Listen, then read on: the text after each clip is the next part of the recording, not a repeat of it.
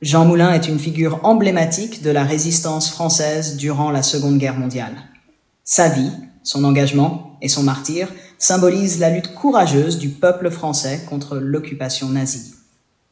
Moulin a joué un rôle crucial dans l'organisation de la résistance intérieure, unifiant divers groupes sous une seule bannière pour coordonner les efforts contre l'occupant allemand et le régime de Vichy. Jean Moulin est né le 20 juin 1889 à Béziers dans une famille républicaine et laïque. Diplômé en droit, il embrasse une carrière dans l'administration préfectorale. Avant la guerre, il est nommé plus jeune sous-préfet de France, puis préfet de l'Aveyron et d'Eure-et-Loir. C'est à ce poste que sa vie prend un tournant radical lors de l'invasion allemande de 1940.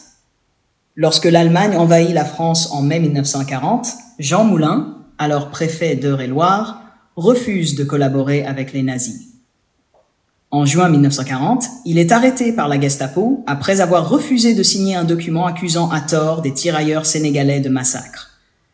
Torturé et emprisonné, il tente de se suicider en se tranchant la gorge pour éviter de céder aux pressions. Cette cicatrice restera un signe distinctif de son courage et de sa résistance. Libéré après quelques mois, Moulin est révoqué par le régime de Vichy pour ses positions anti-collaborationnistes. Il entre alors en clandestinité et rejoint Londres en 1941, où il rencontre le général de Gaulle. De Gaulle, cherchant à unifier les mouvements de résistance dispersés en France, trouve en Moulin l'homme de la situation.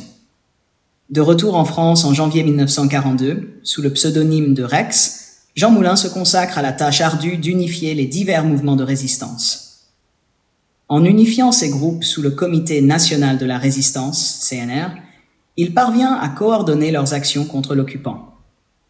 Le 27 mai 1943, Moulin préside la première réunion du CNR à Paris, jetant ainsi les bases d'une résistance plus organisée et efficace. Le 21 juin 1943, Jean Moulin est arrêté à Caluire, près de Lyon, lors d'une réunion avec d'autres chefs de la résistance. Klaus Barbie, chef de la Gestapo à Lyon, supervise son interrogatoire. Moulin est soumis à des tortures brutales, mais il ne trahit aucun de ses compagnons de lutte. Transféré à Paris puis en Allemagne, il succombe à ses blessures le 8 juillet 1943, sans jamais révéler les secrets de la résistance. Les tortures infligées à Jean Moulin par la Gestapo sont d'une brutalité inouïe.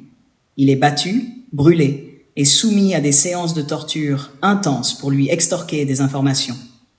Malgré l'horreur de ces épreuves, il garde le silence, montrant une détermination et une résistance hors du commun. Les récits sur la vie de Jean Moulin et son rôle dans la résistance proviennent de multiples sources, dont les témoignages de ses compagnons de lutte, les archives de la résistance et les travaux d'historiens.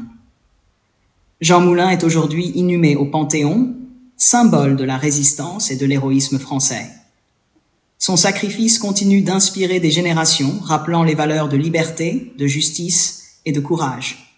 Des films, des livres et des monuments célèbrent sa mémoire, perpétuant l'histoire d'un homme qui a donné sa vie pour la libération de son pays. Jean Moulin incarne l'esprit indomptable de la résistance française. Son engagement, ses sacrifices et son leadership ont été déterminants pour la lutte contre l'occupation nazie. En refusant de céder à la torture et en unifiant les forces de la résistance, il a joué un rôle crucial dans la libération de la France.